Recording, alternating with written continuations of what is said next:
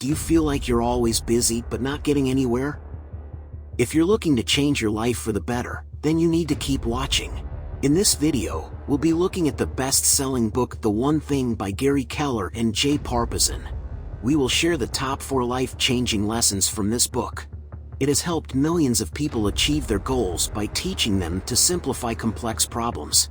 If you're looking for a way to get your life under control and achieve your goals, then this video is for you. The One Thing has been a total game changer for us, and I'm sure it will do the same for you.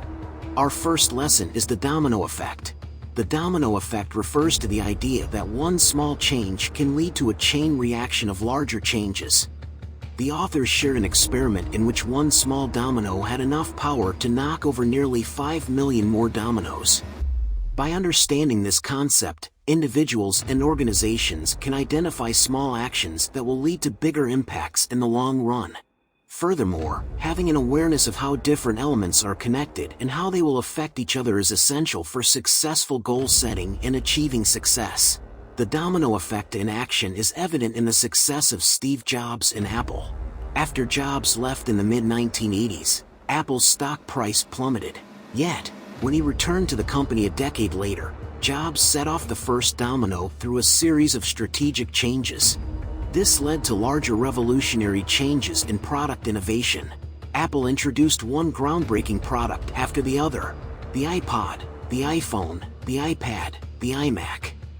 These changes catapulted Apple to become one of the most valuable companies in the world. Jobs' success demonstrates how one small decision can have far-reaching implications and ultimately lead to dramatic improvements in performance. Conversely, there are instances where the domino effect can have catastrophic outcomes. An example of this is the ripple effects of a layoff. When one person loses their job, that means they have less money to spend, which in turn affects local businesses who lose out on potential sales. This then leads to other job losses and an overall decrease in consumer spending, creating a chain reaction throughout the local economy. Before we continue, are you looking for the best way to quickly get the most important information from some of the greatest books in the world? Then subscribe to our YouTube channel. We offer book reviews in under 10 minutes so that people can gain all of the vital knowledge without having to spend time and effort reading. Now let's move on to our second lesson, the 80-20 rule. The 80-20 rule, also known as the Pareto principle, suggests that in any given situation or task, 80% of the results come from just 20% of the effort. This principle encourages us to prioritize and determine which tasks are most important for achieving our desired outcome. It emphasizes the importance of focusing on the activities that will give a high return on investment. Ultimately, understanding this rule can help maximize efforts so greater success is achieved over time. The #1 author on the 80-20 rule, Richard Koch, simplifies the concept with this quote: "The way to create something great is to create something simple."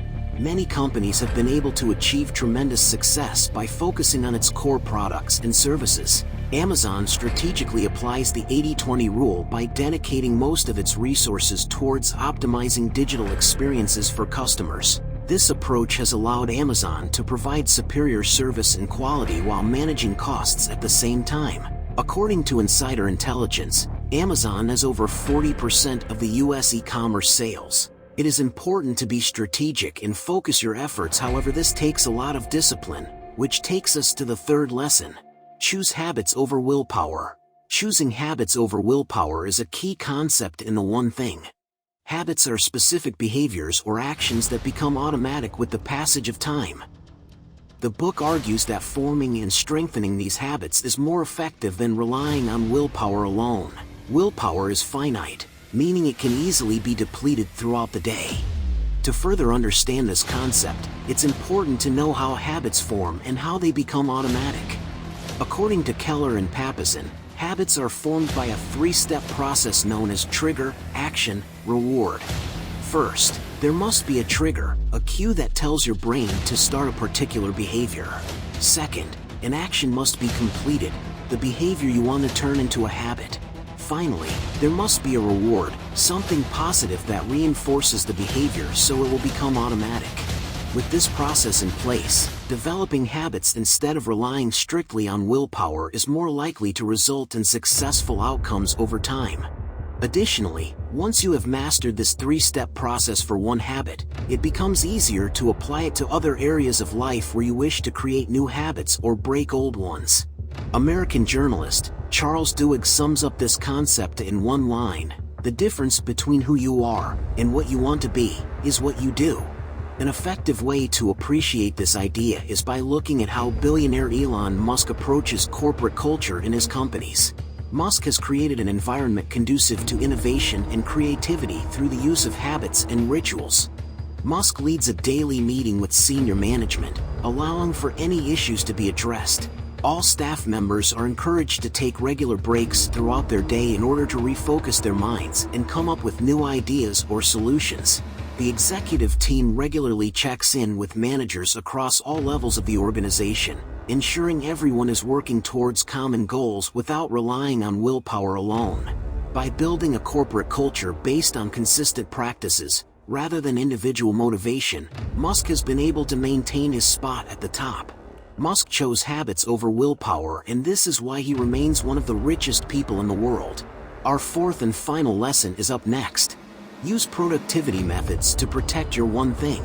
When aiming for success, the one thing emphasizes the importance of determining a singular, targeted goal and taking action to achieve it. But even if you know what your one thing is, that's only half the battle.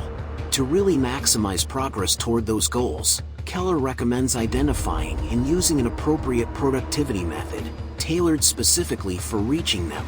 Focusing on this can help readers unlock significant potential in their own lives and accelerate achievement of desired results.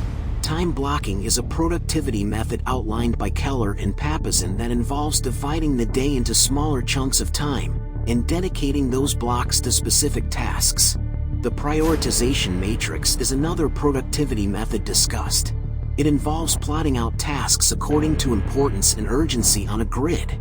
Additionally, avoiding multitasking is key, as it decreases efficiency due to context switching when working on multiple things at once. Focusing deeply on one task without distraction can increase overall productivity significantly. The key is not to prioritize what's on your schedule, but to schedule your priorities.